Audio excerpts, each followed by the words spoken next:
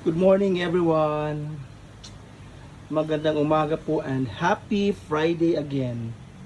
At yun po, nagpapasalamat po ako sa Lord for the life that I have today at sa pagising ng Lord sa akin sa umagang ito. At papasalamat po ako sa oportunidad at sa pribilehiyo na binigay ng Lord sa akin na today I am still breathing. No?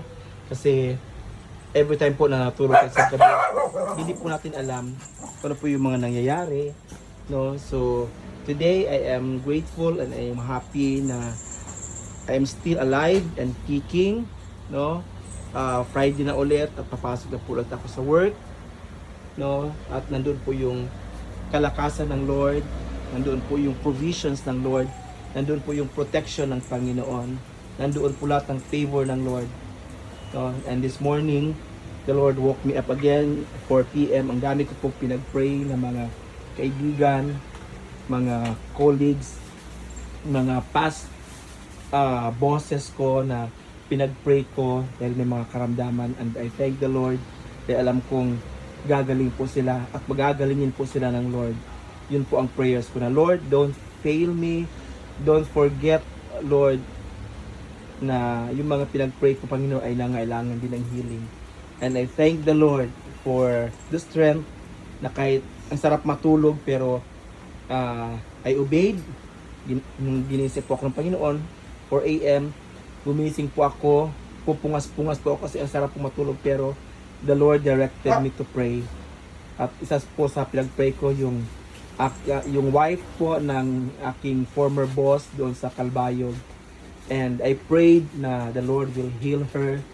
The Lord will cancel all the works of the enemy sa kanyang buhay. At ang dalangin ko na she will receive that instant healing that comes from the Lord. Dahil naniniwala ako and I believe that nothing is too hard for Him. Nothing is too hard for the Lord to perform miracle.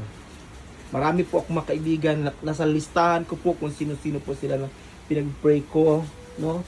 Karamihan sa kanila po ay may colon cancer, may breast cancer, pero alam ko yung cancer na yon ay walang kapangyarihan para manatili doon sa katawan ng aking mga kaibigan. The Lord is going to heal them.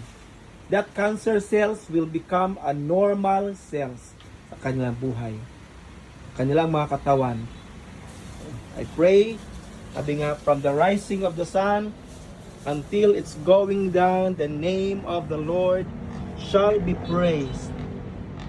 Kung gaano po kainit ang panahon, ganoon din po kainit yung pagmamahal ng Lord sa bawat isa sa atin po. And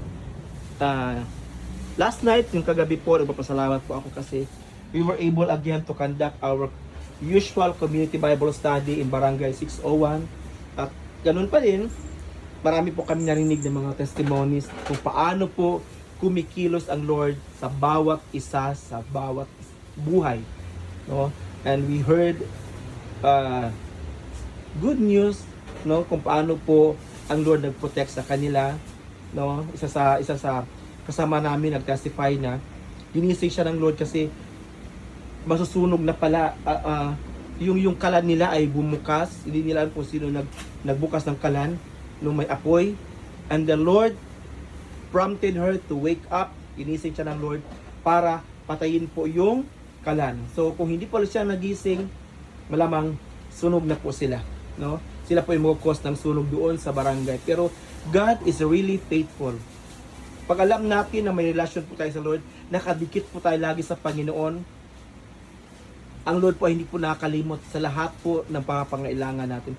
Even sa ating pagtulog, pag alam ng Lord na may masamang mangyari, gigisingin at gigisingin po tayo ng Lord.